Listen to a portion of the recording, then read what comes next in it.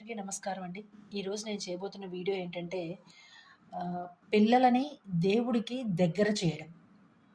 పిల్లలని దేవుడికి దగ్గర చేయడం ఏంటి అంటే, చిన్నతనం నుంచే కనీసం ఒక 7, 8 ఏళ్ల నుంచే పిల్లల్ని దేవుడికి దగ్గరగా ఉంచాలి. ఎందుకంటే, అంటే మన పెద్దవాళ్ళు ఏం చెప్తారంటే, చిన్నప్పుడే వాళ్ళ చేత ఆహ్, నమస్కారం చేయిస్తారు భగవంతుడికి. అలాగే గోవిందా అనమ్మ అని చేతులు పైకెత్తి ఆహ్, నమస్కారం చేపిస్తారు. అట్లా రకరకాలు భజన చేయమంటారు. అలా రకరకాలు చెప్తూ ఉంటారు.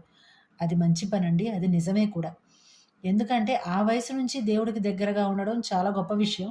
కానీ ఈ రోజుల్లో పిల్లల్ని కొంచెం మనం కట్టడి చేసి దేవుడికి దగ్గరగా ఉంచడం అవసరం. ఎందుకంటే ఈ చిన్నతనం నుంచే వాళ్ళ చేత దేవుడికి సంబంధించిన పనులు చేయించడం వల్ల వాళ్ళు దేవుడికి దూరం అవ్వరండి.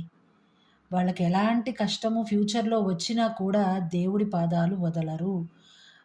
మనం వాళ్ళకి దగ్గరగా ఉన్నా, లేకపోయినా పరిస్థితి ఎలాంటిదైనా సరే, వాళ్ళు అధైర్యపడకుండా ధైర్యంతో దేవుడిని ఎప్పటికప్పుడు స్మరణ చేస్తూ ఉండే అలవాటు వాళ్ళకి ఏర్పడితే, అది మనం వాళ్ళకిచ్చే గొప్ప ధనం లాంటిది.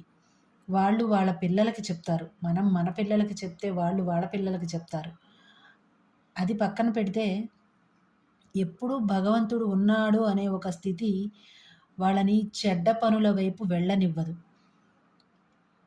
మనం ఇది చేస్తే మనకి ఎలాంటి స్థితి కలుగుతుందో, మనం ఇది చేయకూడదు అనే ఒక కాన్షియస్‌నెస్‌లో అదే ఒక స్పృహ అంటాం కదా! అలాంటి స్థితిలో ఎప్పుడూ పిల్లలుంటారు. ఎప్పుడూ వాళ్ళ స్పృహ వాళ్ళు కోల్పోకూడదు. అలా ఉండాలి అంటే చిన్నతనం నుంచే దేవుడికి సంబంధించిన పనులు చేయడము. చిన్న చిన్న పనులే. దేవుడికి రోజు అభిషేక కార్యక్రమాలు చేయడము. ఇంట్లో ఉండే చిన్ని చిన్ని విగ్రహాలకి. లేదు బొట్లు పెట్టి, పసుపు బొట్లు పెట్టి అక్కడ దేవుడి గదిలో పెట్టించడము. అలాగే తులసి కోటకి పూజ చేయించడము. తులసి కోట దగ్గర దీపం పెట్టించడము. ఇలాంటి పనులు. సూర్య నమస్కారం చేయించడము.